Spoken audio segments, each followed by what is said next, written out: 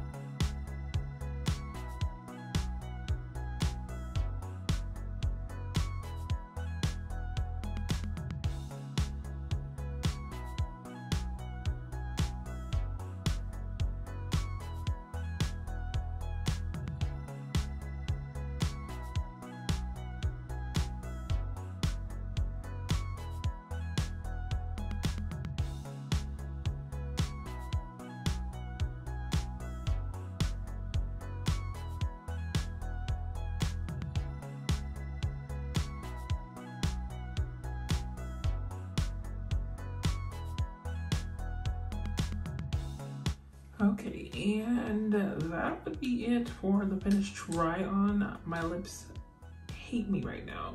Like, I don't know how people do the entire collection.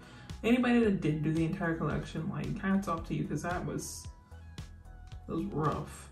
I did discover, like, probably the third lipstick in that if you use like some like micellar water and a Q-tip, so like wipe off the gloss first with like a towel or a paper towel or tissue or makeup wipe or something, and then if you go in with that micellar water and a Q-tip, it's actually a lot more comfortable than trying to scrub off the lipstick with like the makeup remover wipe.